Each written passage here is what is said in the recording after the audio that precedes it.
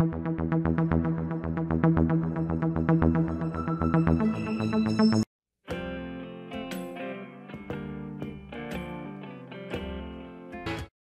porte plainte contre ceux qui maltraitent ses valeurs.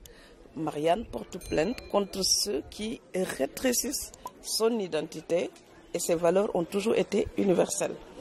Et comme on ne l'entend pas, mais beaucoup de gens s'expriment en son nom, un jour je me suis dit, mais si elle pouvait nous parler directement, qu'est-ce qu'elle nous dirait? Je pense qu'elle pointerait du doigt ceux qui maltraitent ses valeurs fondamentales. Alors, liberté, égalité, fraternité, évidemment. Beaucoup de gens s'attribuent Marianne. En quoi certains sont moins légitimes que d'autres? Les moins généreux sont moins légitimes. Parce que je pense que Marianne, comme toute mère, voudrait rassembler tous ses enfants et pacifier les relations sociales, pacifier la communauté nationale, la souder plutôt que la fragmenter. Alors que beaucoup parlent pour la fragmenter. Et donc, elle porte plainte contre tout ce qui exclut, contre tout ce qui définit son identité par la négative, par restriction. Alors qu'il faudrait dire, la France c'est ça et ça, nos valeurs ce sont celles-ci et notre projet c'est celui-ci.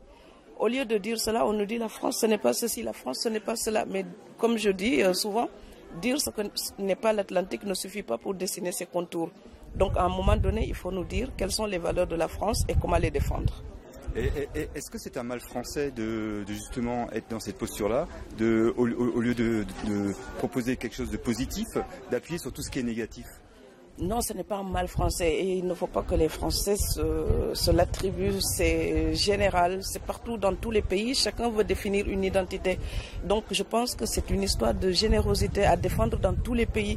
Au Sénégal, comme en France, comme en Allemagne, comme aux États-Unis. Vous voyez, Donald Trump, par exemple, veut nous dire ce que c'est que l'Amérique, mais en l'opposant à d'autres personnes qu'il voudrait exclure.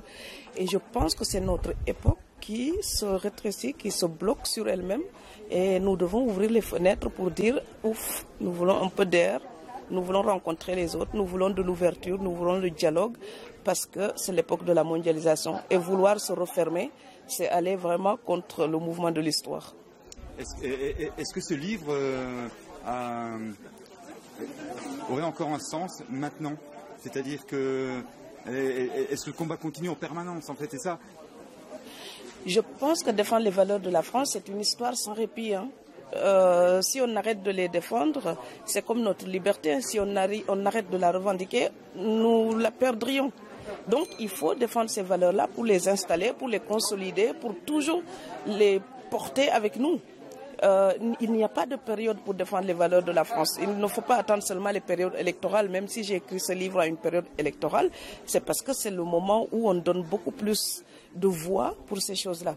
Mais je pense que même après la campagne électorale, nous devons continuer justement dans cette idée de défendre l'unité nationale, dans cette idée de défendre l'ouverture culturelle et le dialogue social. Alors ça, ce sont beaucoup de discours que peuvent tenir les politiques, puisque c'est de la politique générale. Mais comment nous, au quotidien, on peut défendre comme ça des petits morceaux? Avant de critiquer le café turc, il faut en boire. Comme ça, vous saurez c'est quoi le goût. Avant de critiquer le tchéboudienne sénégalais, mais mettez-vous à table avec des Sénégalais, mangez ensemble. Vous verrez, vous pouvez aussi apprécier. Moi, j'ai dû découvrir la choucroute, je ne connaissais pas. Donc, et ce qui est valable pour nos papilles, c'est valable aussi pour nos neurones. Donc, si vous découvrez la culture de l'autre, cette personne-là cesse d'être étrange pour vous.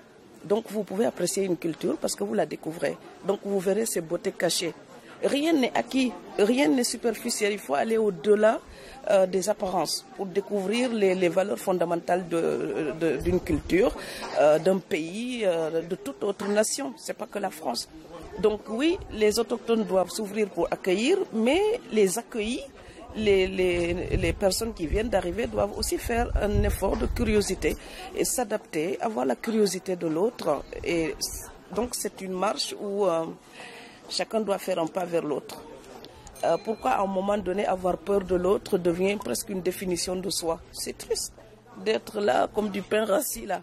Mais un peu d'ouverture, regardez le thé, si vous lui mettez de l'eau, le thé s'épanouit, ouvre ses feuilles et là vous avez le parfum et vous avez un super thé. Donc tout ce qui est rétréci, racorni et tout petit, ce n'est pas généreux, ça ne correspond pas à la France. J'ai aimé ce pays avant de le connaître. Pourquoi?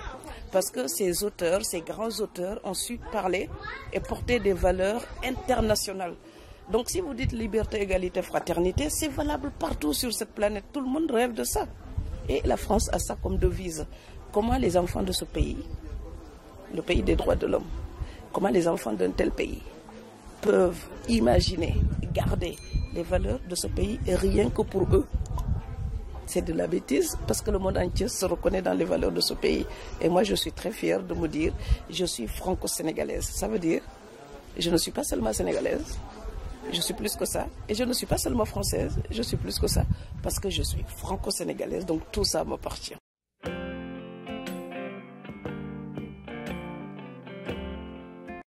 Merci d'avoir regardé cette vidéo et à bientôt dans une prochaine vidéo.